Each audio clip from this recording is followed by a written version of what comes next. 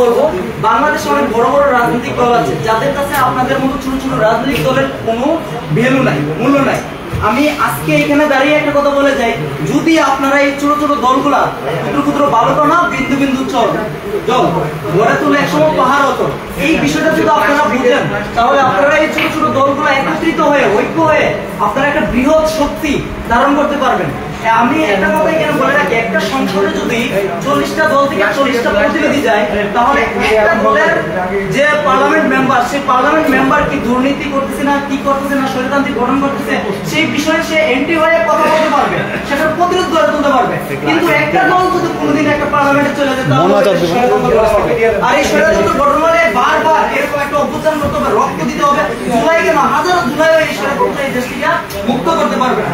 আমি যেহেতু ইফতারের সময় হয়ে গেছে, আমি এখানে আমার বক্তব্য শেষ করছি। যদি কোনো ভুলভ্রান্তি বেয়াদবি হয়ে থাকে অবশ্যই এখানে যারা আছেন সবাই আমার সিনিয়র, অনেক ভালো বুঝেন, অনেক কিছু আপনারা জানেন। তো আমি মনে করি যারা আগামী বছর যারা যোগ্য তাদেরকে আপনারা ক্ষমতায় বসান সব অনেস্ট থেকে, তাহলে দেশটা আসলে সুন্দর হবে। আমার বাংলাদেশ কেন সোনার বাংলাদেশ বলা হয়েছে জানেন? কারণ পৃথিবীতে আমার বাংলাদেশ থেকে সোনার বাংলাদেশ হইতো। কেন সোনার বাংলাদেশ হইতে পারে না জানেন? যোগ্য নেতৃত্বের কারণে, অদক্ষ নেতৃত্বের কারণে।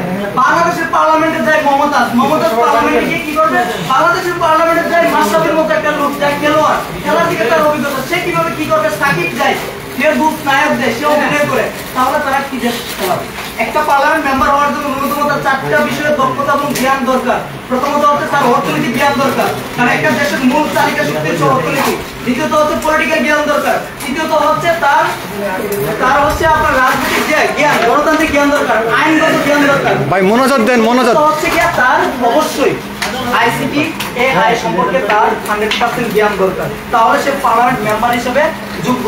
একটা পার্লামেন্ট মেম্বার হচ্ছে একটা দেশের সবচেয়ে বড় শক্তি, সেই প্রত্যেকটা পার্লামেন্ট মেম্বারকে নিয়ে আমরা চিন্তা করতে হবে, ভাবতে হবে। আরেকটা বিষয় বলে থাকি, এই বাংলাদেশের অর্থনীতির 3টা সেক্টরের লোক মূল মেরুদণ্ড বা চালিকা শক্তি। প্রথমত হচ্ছে বাংলাদেশের কৃষক তাদের যথাযথ সম্মান আত্মমর্যাদা পায় না। দ্বিতীয়ত হচ্ছে একজন প্রবাসী, সে শুধু বিদেশ থেকে রেমিটেন্স না পাঠায় তাহলে বাংলাদেশ অর্থনীতি চলবে না। তৃতীয়ত হচ্ছে গার্মেন্টস ওয়ার্কার, যে গার্মেন্টস ওয়ার্কার পরিশ্রম মাথার গাম পায়ে পেলে তারা এই দেশের অর্থনীতিকে সমৃদ্ধ করে রাখছে।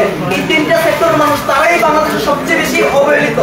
যদি এই বাংলাদেশে কোনো ভিআইপি শব্দ থাকে তাহলে ভিআইপি পেতে হলে 3টা শ্রেণীর মানুষ ভিআইপি পেতে হবে, আর না হলে কেউ কোনোদিন ভিআইপি পেতে হবে না। এই দেশের আমলা কামলারা হচ্ছে বা জনগণের চাকর। এই দেশের এমপি মন্ত্রী হচ্ছে জনগণের দেওয়া প্রতিনিধি, সে জনগণের পক্ষ থেকে প্রতিনিধি করবে, সরকারকে একটু পরিচালনা করবে, 5 বছর পরে সে চলে যাবে। যাই হোক, অনেক কথা বলেছি, ধন্যবাদ সবাইকে, আবারও দেখা হবে। আসসালামু আলাইকুম, সবাই ভালো থাকুন, সুস্থ থাকুন।